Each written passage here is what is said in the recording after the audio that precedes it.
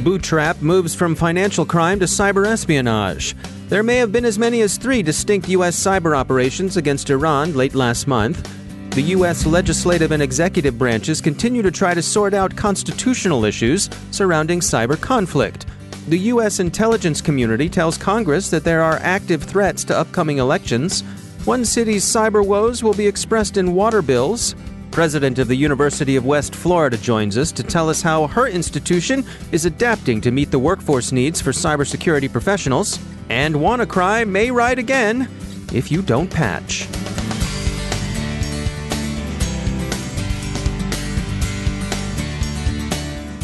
Now a moment to tell you about our sponsor, ThreatConnect. Designed by analysts but built for the entire team, ThreatConnect's intelligence-driven security operations platform is the only solution available today with intelligence, automation, analytics, and workflows in a single platform. Every day, organizations worldwide use ThreatConnect as the center of their security operations to detect, respond, remediate, and automate.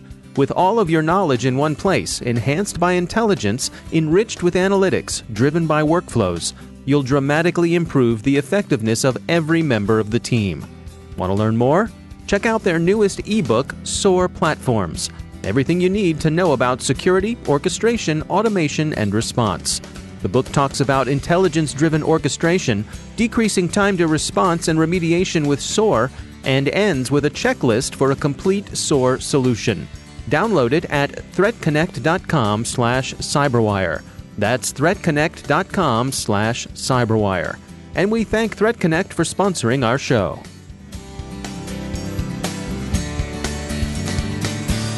Funding for this CyberWire podcast is made possible in part by ExtraHop, providing cyber analytics for the hybrid enterprise. Learn more about how ExtraHop Reveal X enables network threat detection and response at extrahop.com.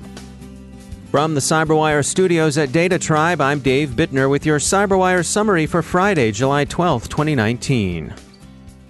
Buhtrap, the threat group previously known for criminal raids on Russia's financial sector, has moved on to cyber espionage, targeting organizations in Eastern Europe and Central Asia.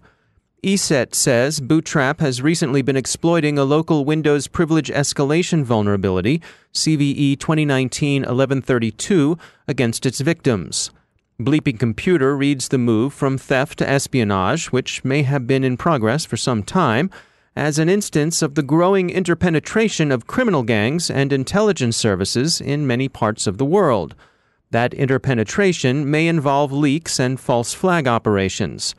As ESET's timeline indicates, Buhtrap's backdoor was first noticed operating against Russian businesses in April of 2014. In the fall of 2015, it was used against Russian financial institutions, and shortly thereafter, the first intrusions into unspecified government networks were observed. The group's source code leaked in February of 2016, and now it's appearing in espionage operations. Lawfare takes a look at U.S. cyber operations mounted as a response to Iranian attacks on shipping in the Gulf region, and of course Iran's shootdown of a U.S. global Hawk drone. They conclude that perhaps 3 distinct actions took place. Here are the operations that have been reported. First, there was apparently an attack against the command and control system of missile units. Second, there were allegedly attacks against the networks of an intelligence organization closely linked to Iran's Revolutionary Guard. And third, there are said to have been attacks directed against the networks of Kataib Hezbollah, a paramilitary organization linked to Iran's government. Lawfare notes that U.S. Cyber Command has issued no statements on the matter and seems, as the journal put it, quote, content to wait out the news cycle without correcting the record, end quote. We note the vagueness of the target descriptions that have appeared in the media. Computer systems used to control rocket and missile launches could mean any number of things, for example. A digital command network, a fire direction computer, a voice-over IP phone a battery commander might use to get instructions from higher-ups. The device a launcher section chief uses to receive email. All of these, or some combination of them. We tend to imagine these operations as being similar to hacks conducted against other enterprises, and perhaps such vagueness from Cyber Command's point of view is a feature, not a bug. The operation displays the sort of strategic ambiguity that can be valuable in deterring an adversary. You might want to let the adversary know that you have the capability of disrupting their operation, but you'd probably want to leave them guessing about the exact cards you held. But strategic ambiguity is one thing, constitutional ambiguity is quite another. The U.S. executive and legislative branches are still sorting out, with the kind of check and balance acrimony customary in such matters, exactly what authorities the president has to conduct cyber operations without explicit congressional authorization. The question isn't clear. Representative Langevin, Democrat of Rhode Island, is the most recent member to call for an accounting, but he's not asking for a declaration of war either. Just proper constitutional oversight, and what counts as such oversight is always a matter for interbranch wrangling. Representative Langevin has offered an amendment to the National Defense Authorization Bill. If it sticks, the bill would give the administration 30 days to fork over copies of all of the national security presidential memoranda concerning Defense Department operations in cyberspace. Presumably, that means offensive operations, which is where the dispute lies. U.S. intelligence community officials briefed Congress this week on potential threats to the 2020 elections. Their consensus was that, of course, there's a risk of interference in the upcoming elections with unspecified active threats in the offing. The briefings themselves were classified, but their upshot seems fairly clear from press reports. The threat foremost in the collective congressional mind is Russia. The intelligence officials are said to have addressed both threats and the measures being taken at the federal level to counter those threats. The Federal Election Commission has decided in this regard that political campaigns may legitimately accept cybersecurity services from vendors at a discount or even for free. The concern had been that such offers might constitute an illegal in-kind contribution, but the FEC says no, it doesn't, at least provided the vendors offer comparable services under similar conditions to other non-political not-for-profits. Among the effects of Baltimore's ransomware incident, the Baltimore Sun reports, will be very large water bills as the city slowly brings its billing systems back online. Residents are told they'll receive a bill covering 3 or more months. Smart money is on more. Your water tab will be a whopping big one, Charm City, which is what happens when a municipal government throws the dice on security and craps out. Finally, there are renewed warnings this week about the possible return of WannaCry, but WannaCry's no problem anymore, right? I mean, it hit 2 years ago. After all, the Eternal Blue vulnerability it exploited to spread was patched a long time ago, right? Well, yes, and the malware as it was would affect only unpatched systems. Unfortunately, there remain an awful lot of unpatched systems out there. Recent Shodan searches estimate that the number of unpatched endpoints in the U.S. alone is running as high as 400,000. So let's say you're among the great unpatched. Please patch. If not for your own sake, do it for the rest of us. Herd immunity wants you. And now a few words from our sponsor, Dragos, the leaders in industrial cybersecurity technology. Threats to industrial organizations are proliferating as Dragos recently identified the most dangerous threat to ICS. Xenotime, the activity group behind Trisis, has expanded its targeting beyond oil and gas, illustrating a trend that will likely continue for other ICS targeting adversaries.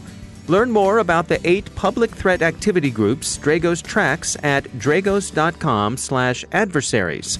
And how taking an intelligence-driven approach to ICS security is the most comprehensive defensive strategy to combat industrial adversaries.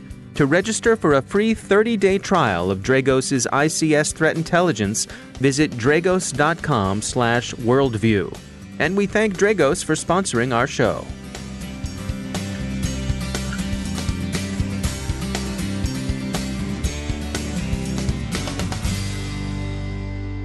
And joining me once again is Mike Benjamin. He's Senior Director of Threat Research at CenturyLink's Black Lotus Labs. Mike, it's great to have you back. I wanted to touch base with you today about DNS tunneling and hoping that you could describe to us, first of all, what it is and why folks are choosing to use it. Yeah, thanks, Dave. So we all know DNS. Every computer uses it to resolve host names, to IPs, and find mail servers and all this other stuff in our environments, whether it be our house or business. And so many of us don't think much about it being there. Many folks don't even restrict to what can query what through their environments.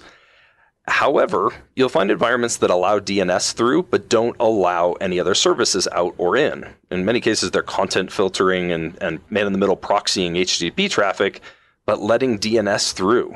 And so that's a dangerous scenario because that allows someone to send arbitrary traffic. And you might think, it's DNS, how can it be arbitrary? But the question asked of the DNS server is provided by the user or the host. And so DNS tunneling is a situation where the host name that they look up can contain encoded characters. You think about basic binary encoding with base 64. Base 64 messages can be split up into host names, run thousands of queries, and if you control the server that's authoritative for that question, you've now successfully sent data through an environment where you should not be able to send data. And so it's a very common attack that we see for a pen tester group coming into an environment to show why DNS should be locked down. But we also see it used for exfiltration of data by more sophisticated actors. And it can be pretty loud inside an environment. Now, what is the rationale for why folks would leave DNS accessible when they'd be filtering other things? They're not thinking of it as an attack vector. That's the most simple example.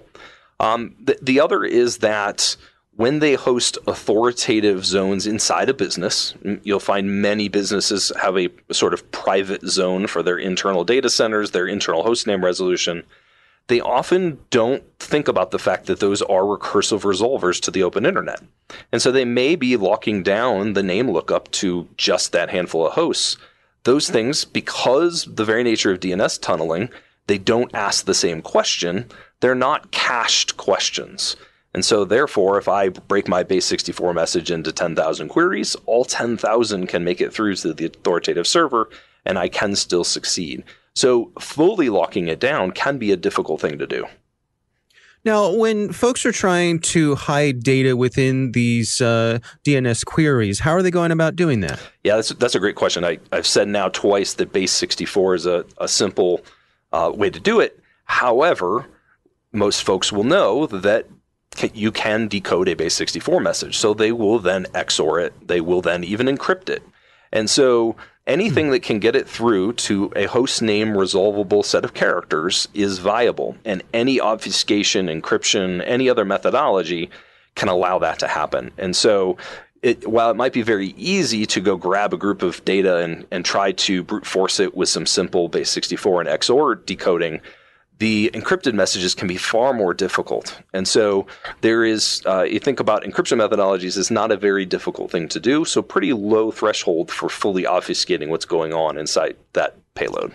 And in terms of mitigation, what are your recommendations there? Well, the first is logging. You'll find that as a security community, we all talk about protection and then monitoring. So we need to monitor what's going on inside of DNS servers. The nice thing about DNS tunneling is it tends to be very loud. So I mentioned that the actor needs to control the authoritative name server. And so in a typical attack here, what you'll find is that there'll be tens of thousands of queries all to one domain. That should stand out as an anomaly in those log sets.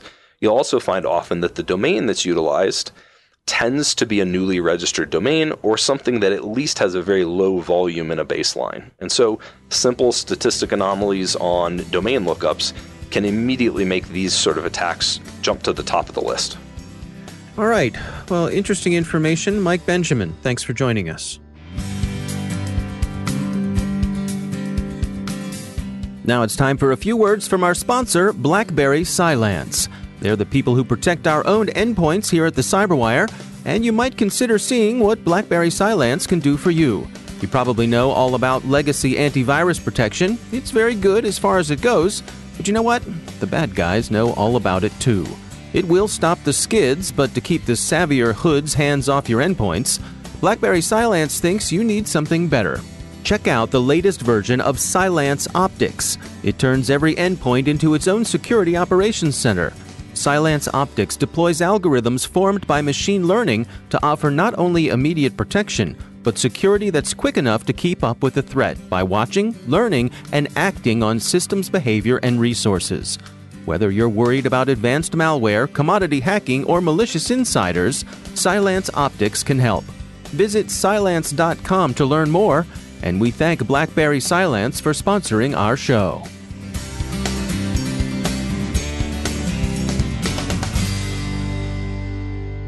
My guest today is Martha Saunders. She's the president of University of West Florida, a public institution with nearly 13,000 students. They've made significant investments in their cybersecurity programs and have been named a National Center of Academic Excellence in Cyber Defense Education by the NSA and the Department of Homeland Security. We're in Pensacola, right on the Gulf, about 20 miles from the Alabama line, so in the Panhandle. We have about 13,000 students. By national standards, that would make us mid-size. By Florida standards, we're kind of on the small side. Our part of Florida, there's very strong military influence here. And one of the reasons cybersecurity has hit so fast and so hard for our university is partly because of that connection. And so what part does cybersecurity play with UWF? We started our Center for Cybersecurity really not even 5 years ago. We are always tuned in to workforce needs, what we need to be doing next. We realized that that was certainly a growing area and with lots of demand and lots of opportunities. So we started the center not quite sure which direction we were going to go, and quickly took hold here. We got our CAE designation in record time, and we are now one of the 8 CAE regional resource centers in the nation, and we serve the Southeast in that capacity. We partner a lot with the state. We partner with industry. We partner with other universities as well to do a number of things. We train students. We have the only CAE designated Bachelor of Science in Cybersecurity in the state. And we also will soon offer a Master of Science in Cybersecurity. But the niche that has really been very compelling and high demand for us is to find ways to upskill and reskill individuals and organizations for cybersecurity jobs. We all know that there is a high demand. There are a lot of jobs waiting to be filled, and we can't just go raid each other's stables for workforce. There's just too much demand. And so it became very clear that there were great opportunities to upskill existing workforce and reskill and we're doing that with the state and doing an awful lot of training in that way.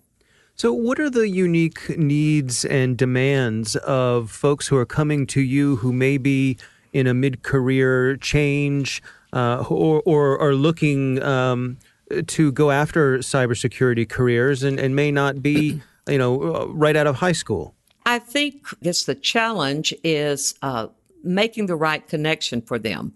People come into this area from a lot of different directions, a lot of different paths. It is highly multidisciplinary.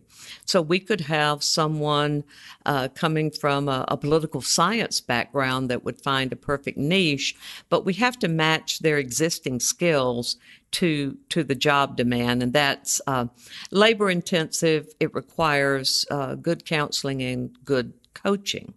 How does a university like yours keep pace with the velocity of change in cybersecurity? It is moving fast, and we stay connected and we listen. One of the advantages of a university like ours is that we are quite agile. We can move responsibly. We have advisory committees that come in from industry and say, all right, I know we told you last week your students need to be learning A, B, and C. All right, now it's D, E, and F. How quickly can you adapt? And we can move very, very quickly. So I think that has been a good opportunity for us in that we listen and we can respond readily. And what do you see as the future of education in cybersecurity? What's on your horizon? I think that cyber, like anything else, as we know it today, will evolve and change. Our job at a university is to be ahead of the change, to be ready to adapt for that change. And there certainly are plenty of challenges out there. Hiring qualified faculty is a challenge that I'm sure many universities face.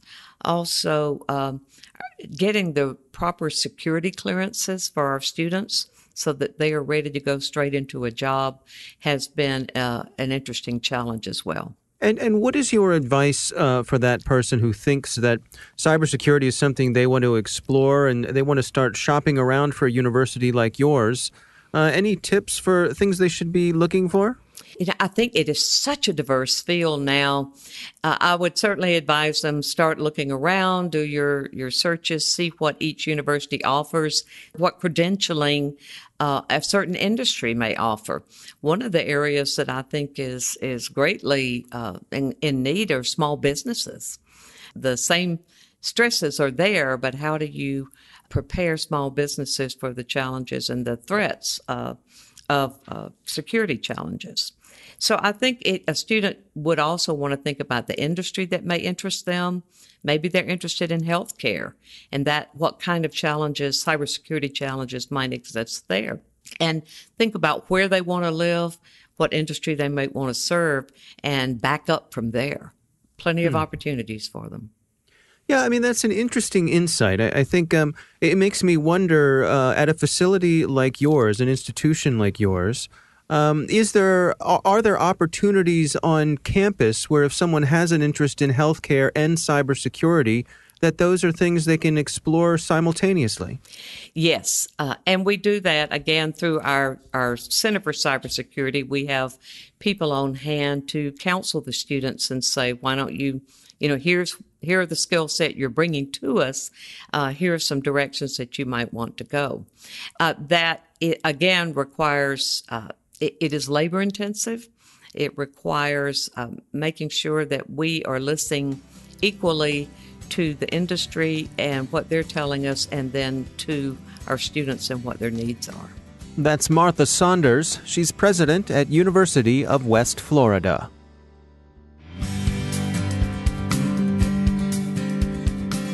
And that's the CyberWire. Thanks to all of our sponsors for making the CyberWire possible, especially our supporting sponsor, Observit, the leading insider threat management platform. Learn more at observit.com. Don't forget to check out the Grumpy Old Geeks podcast, where I contribute to a regular segment called Security Ha. I join Jason and Brian on their show for a lively discussion of the latest security news every week. You can find Grumpy Old Geeks where all the fine podcasts are listed. And check out the Recorded Future podcast, which I also host. The subject there is threat intelligence, and every week we talk to interesting people about timely cybersecurity topics. That's at recordedfuture.com/podcast. The CyberWire podcast is proudly produced in Maryland out of the startup studios of Data Tribe, where they're co-building the next generation of cybersecurity teams and technology. Our amazing CyberWire team is Stefan Vaziri, Tamika Smith, Kelsey Bond, Tim Nodar, Joe Kerrigan, Carol Terrio, Nick Valecki, Bennett Moe, John Petrick, Jennifer Iben, Peter Kilpie, and I'm Dave Bittner. Thanks for listening. We'll see you tomorrow.